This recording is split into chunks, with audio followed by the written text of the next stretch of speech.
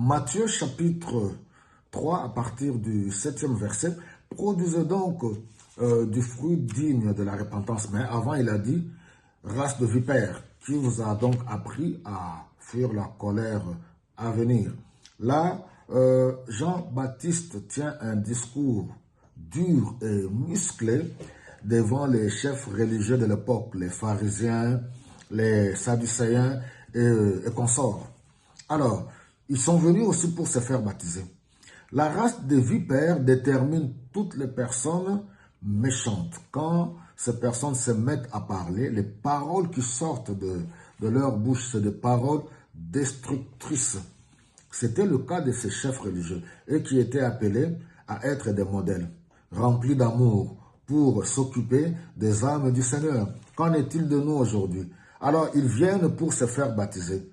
Et voilà, ils s'identifiaient à Abraham pour dire que non, nous sommes les descendants d'Abraham, mais n'ayant rien d'Abraham en eux et n'ayant aucune révélation de Dieu dans leur vie. C'est pour cela qu'il est important pour nous aujourd'hui que nous puissions nous revoir encore. Comme je l'ai toujours dit, la repentance, la conversion, les rites, oui, tout ce que nous pouvons faire, aller à l'église, très bien, faire le ministère, très bien, s'identifier à telle religion, toutes ces choses, c'est bien. Oui, moi, je suis de telle religion depuis mes parents, depuis mes grands-parents. Mon père, ma mère ont été de tels penchants religieux depuis notre enfance. On nous amène à l'église, toutes ces choses, c'est bien. Mais s'il n'y a pas une réelle repentance, où nous avons une prise de conscience pour abandonner le mal, abandonner la méchanceté, le péché sous toutes ses formes et accepter Jésus-Christ dans sa vie comme son Seigneur et son Sauveur. Et c'est là nous devons voir le fruit digne de la repentance, c'est-à-dire que on voit en nous réellement le fruit de l'esprit. Nous produisons ce fruit de l'esprit où nous devenons des bonnes personnes, aimant Dieu. Comment pouvons-nous prouver qu'on aime Dieu? C'est lorsqu'on aime son semblable. Alléluia. On devient une sorte de bénédiction pour son prochain. Les gens peuvent nous approcher, les pauvres, les malheureux, ils peuvent nous approcher. Les gens qui ont besoin de la consolation, du soutien, ils peuvent nous approcher. Qu'en est-il de nous aujourd'hui? Qu'en est-il de nous aujourd'hui, serviteurs de Dieu ou enfants de Dieu?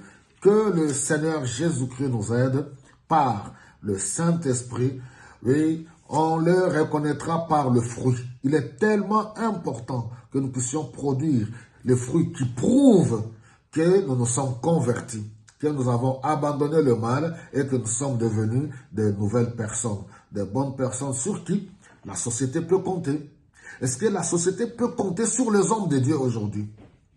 Les serviteurs de Dieu, la société d'aujourd'hui.